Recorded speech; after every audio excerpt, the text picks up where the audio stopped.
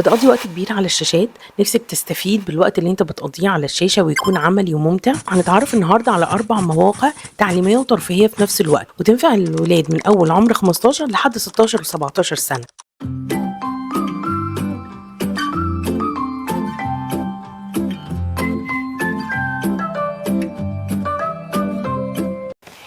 اهلا بكل اصحابي المبرمجين.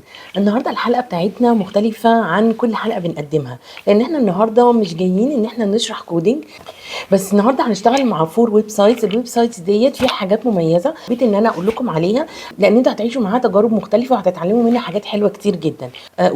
وهدفي الاكبر ان احنا نخلي دايما استخدامنا للموبايلات او التابلتس او السكرين تايم بتاعنا يكون ان هو مفيد على قد ما نقدر، ما يبقاش بس جيمز او سوشيال ميديا. والويب سايتس اللي انا هقترحهم عليكم النهارده ينفع الاولاد انهم يستخدموهم من اول 6 سنين لحد 17 سنه. كل ويب سايت هيبقى ليه عمر معين علشان الكل يستفيد.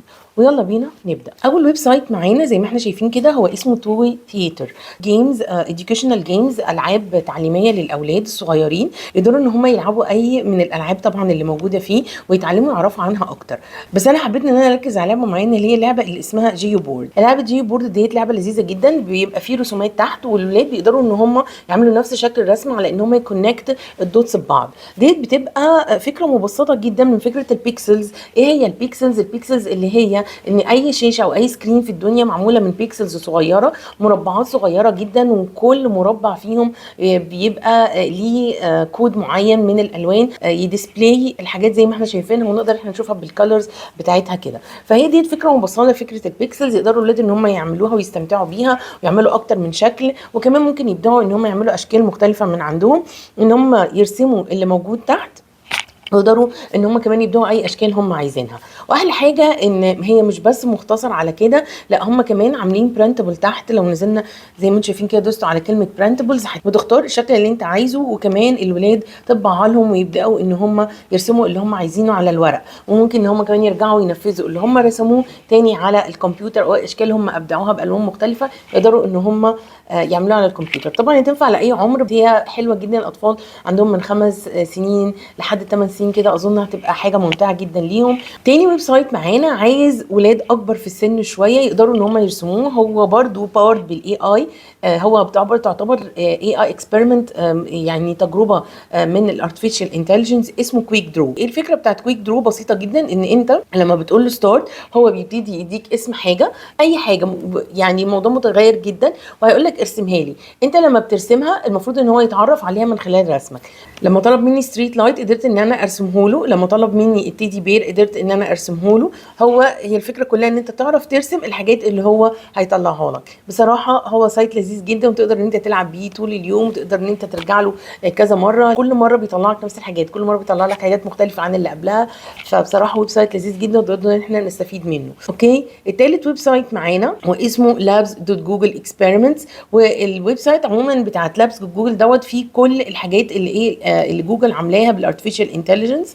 تقدر ان انت تتعرف طبعا على كل البرامج الموجوده. ده عايز الولاد اكبر شويه في العمر، ممكن 12 13 سنه او اكبر، يقدروا ان هم يستخدموه. هو في اكسبيرمنتس كتيره جدا تقدر ان انت تجربها، بس انا النهارده في حاجه معينه عايزه ان انا اشتغل معاكم عليها، وهي فكره البرومبتنج.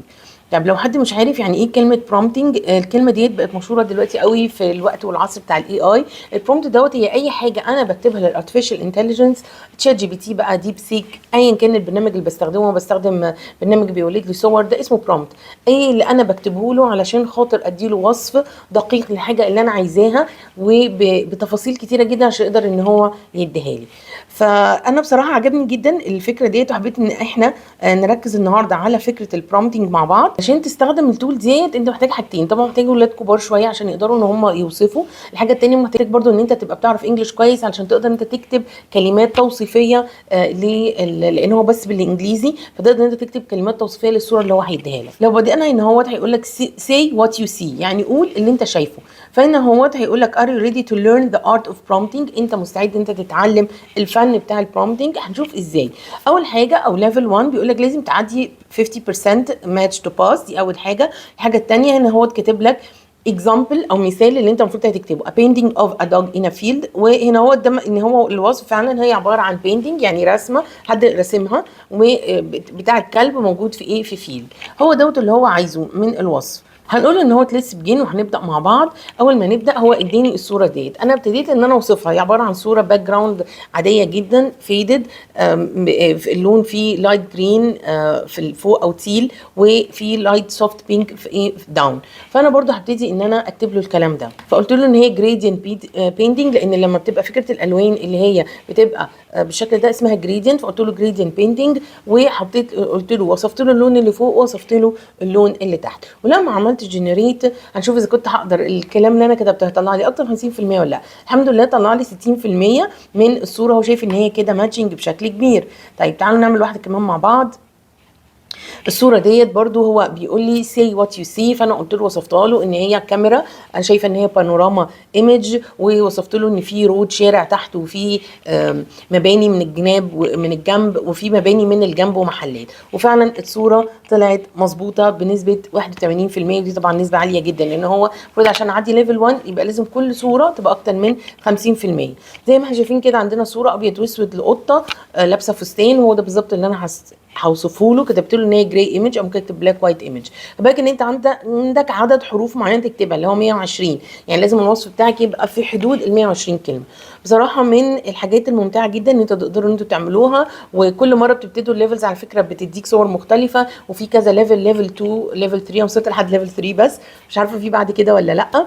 اتمنى ان انتوا تكتبوا لنا في الكومنتات وصلتوا الليفل كام، وتبعتوا لنا كمان حاجه من الشغل اللي انتوا عملتوه. قدرت ان انا الحمد لله قدرت ان انا انجح في ان انا اكتب له وصف للقطه، ووصفت له كمان كذا حاجه تانيين. كل ليفل البرسنتج ان انت المفروض تبقى الديسكربشن بتاعك بتعلى، مش بتفضل 50%، لا هتلاقيها بتزيد بعد كده 60 70 وهكذا. اخر ويب سايت معانا ده ينفع للولاد الكبار شويه. طبعا اظن اغلبيتنا عارفين خان اكاديمي، وعارفين قد ايه هو سايت مهم جدا من الويب سايتس التعليميه القويه جدا اللي بتقدم دروس كتيره جدا. تقريبا كل الدروس اللي موجوده فيها شرح بالتفصيل، وفيها امثله وحلول وحاجات حلوه جدا. بس انا النهارده هركز على كود اكاديمي. كانت عامله مع كود دوت اورج، عاملين زي اتفاقيه كده مع بعض، وعاملين حاجه اسمها اور اوف كود، ومنزلين 3 كورسات. هو كل كورس فعلا ساعه. عندنا اللي هو اول واحد اللي هو دروينج ويز كود، وتاني حاجه بيعلم الويب بيجز، وتالت حاجه للداتابيزز. هندخل مع بعض على اول واحد. هو بيعلمك ازاي ان انت ترسم باستخدام الجافا سكريبت. الجافا سكريبت ان هو بنستخدمها تكست مش بلوك، عشان كده انا بقول الولاد الكبار شويه. هم هتلاقيهم كاتبين على الويب سايت بتاعهم ان يقدر الولاد يستخدموه من 8 سنين. لو انت ما عندكش فكره خاصه عن البروجرامينج فشايف انت 8 سنين انت صغير قوي عليه. بس طبعا في ولاد بيبقوا بيحبوا موضوع البرمجه، بيبقوا متفوقين وماشيين فيها بشكل كبير. فهو الموضوع بيعتمد على انت مستواك واصل لفين، او ايه مدى حبك للبرمجه.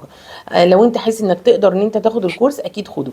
لكن غير كده هو ممكن الولاد من ممكن 12 سنه كده يقدر ان هم، لو انا بتكلم عن انتوا بيجنرز ما تعرفوش حاجه خالص في الموضوع البرمجه، 12 13 سنه كمان تقدر ان انت تبدا في موضوع الايه البرمجه، تقدر ان انت تاخد الكورسات دي. فهنبدا مع بعض الكورس الاولاني اللي هو عندنا هنا. هو بيتكلم عن ازاي انت ترسم باستخدام الجافا سكريبت. هتلاقي على الناحيه الشمال اليونتس اللي انت هتستخدمها، الوحده الاولانيه الثانيه الثالثه، كل واحده اذا كانت فيديو ولا اذا كانت حاجه انت هتحلها ولا اذا كان شرح للدرس. وبعدين ان هو هحل معاك التشالنج. هنرسم ايه سمبل اليبس، اللي هو الفكره كلها ان هو عايزك ان انت ترسم سنو مان. يقول لك ان السنو مان عباره عن 3 دوائر فوق بعض، فهو بيقول لك ان عايزك ترسم ال3 دوائر دول. بالفعل هو كتبنا اليبس، واليبس ديت هي حاجه موجوده اوريدي عندهم في الجافا سكريبت لايبرري. مجرد ان انا بكتبها يبقى عارف ان انت هترسم دايره. ممكن بقى الدايره الرقمين الاولانيين بيمثلوا الاكس والواي يعني البوزيشن بتاعها، والرقمين التانيين بيمثلوا الويتس والهايت اللي هو المفروض في الدايره اللي هو الدايمتر او القطر بتاع الدايره. المفروض يكونوا زي بعض. لو انا هرسم دايره الويتس والهايت او الدايمتر هيبقوا ايه زي بعض. لكن لو هرسم حاجه بيضاويه ممكن ايه طبعا يبقوا الاثنين متغيرين. هنرسم البوتوم سيركل وهنرسم الميدل سيركل، وهرسم كمان معاكم الايه التوب سيركل. ولازم خلي بالكم انتوا بتكتبوا لازم في الاخر تعملوا سيمي كولوم في الاخر في الجافا سكريبت، والا هيديك ايرور. بعد ما دوت كل الكلام ده هتلاقيه مشروح في الدروس. زي ما احنا شايفين كده الرسمه كانت لذيذه وبسيطه جدا، ما فيهاش وطلعت حلوه جدا، وهو ايه قال لي كونجراتيوليشنز. لو جينا في الاخر خالص هنلاقي ان في 3 مشاريع اللي هو سوبر سنو مان، وايلد انيمال، وسيرف فور تري. الثلاثه اعملوهم هتستفيدوا جدا وهتتعلموا حاجات كتيره قوي باستخدام الجافا سكريبت. وبعدين اخر حاجه عندنا كود بيوند اور، بيبقى فيها ايه الفرض ان انت ممكن تعمله. هتلاقي ان هو في اخر واحده خالص اللي هي كود بيوند اور، هتلاقي ان هو حاطط لك لينك ان انت لو عايز تكمل في الجافا سكريبت انترو للجافا سكريبت كورس ممكن تدوس عليه وتكمله لو الموضوع عجبك، او ان انت تحب ان انت تعمل بروجرامينج بحاجات تانية، او ان انت تعمل نيو بروجرام من عندك.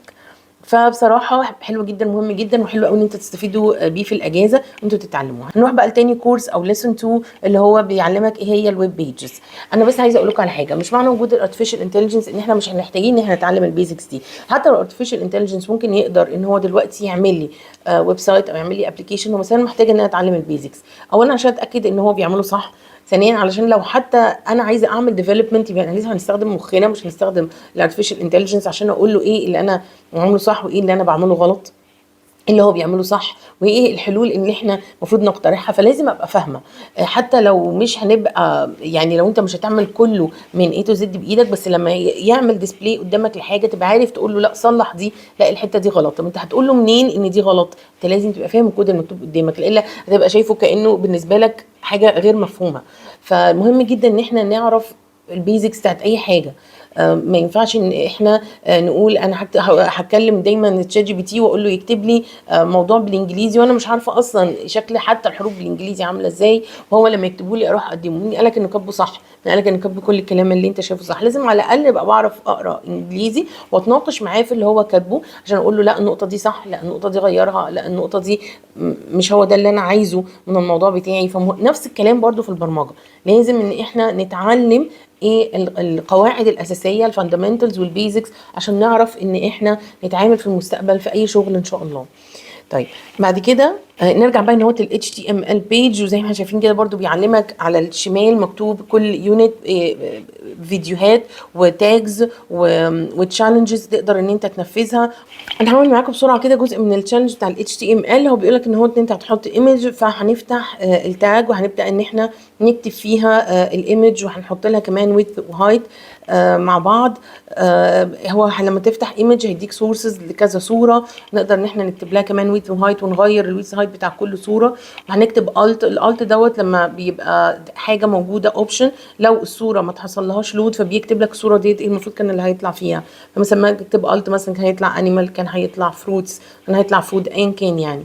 بيبقى هو ده كلمه الت، بتبقى دايما حاجه بديله لو الصوره ما اتحملتش. تتعلم ازاي تعمل انسيرت ايمج في صفحه ويب بيج، وكمان تحط لها اتريبيوتس مختلفه. بعد كده هنيجي بقى للدرس الثالث، بيتكلم عن الداتابيز وازاي ان انت تعمل كرييت داتابيز، ان انت تعملها وان انت تعمل الجدول بتاعك ده، وتقدر ان انت ازاي تنسرت فيه. يعني ايه انسرت؟ يعني تملاه بالمعلومات من خلال الداتابيز بتاعتك. اهم حاجه عندي في الداتابيز ان انا اعرف اجيب منها داتا. فهنا هو احنا هنقول له، هو بيقول لك ان هو في التشالنج ان انت اختار ان انت تعمل ديسبلاي لكل الداتا اللي موجوده. فهنقول له اللي هو سيلكت اول فروم موفيز، خلاص يبقى هو كده هيعمل ديسبلاي للداتا كلها اللي احنا عملنا لها انسرت في اللاينز اللي قبلها. طب لو انا عايزه بقى كونديشن معين، انا عايزه، هو بيقول لك ان هو تختار السيلكت ستيتمنت الثانيه ان انت تختار الموفيز اللي ريليز في سنه 2000 او ليتر، يعني سنه 2000 او ايه او بعد كده. فهو دوت فعلا بجد اللي هو هيعمله، ان هو هيجيب لي الكونديشن بتاعي ان هو هيجيب لي بس 3 افلام. وده الفرق ما بين الجدول اللي عملناه في الاول والجدول اللي عملناه في الثاني. الجدول الاولاني اداني كل الريكوردز اللي موجوده في التيبل، لكن الجدول الثاني اداني بس 3 ريكوردز. اتمنى ان انتوا تشوفوا الكورسات ديت لانها فعلا بجد هتفيدكم جدا، هتتعلموا منها حاجات كتيره قوي. اتمنى انتوا تكونوا استفدتوا من الحلقه بتاعتنا، ولو عايزين تعرفوا اكتر عن ويب سايتس مختلفه تقدروا ان انتوا تتعلموا وتستفيدوا منها اكتبوا لنا في الكومنتات. ما تنسوش طبعا لايك وشير وسبسكرايب في القناه بتاعتنا. مستنيين تطبيقاتكم على هاشتاج كود فور اول. هابي كودينج.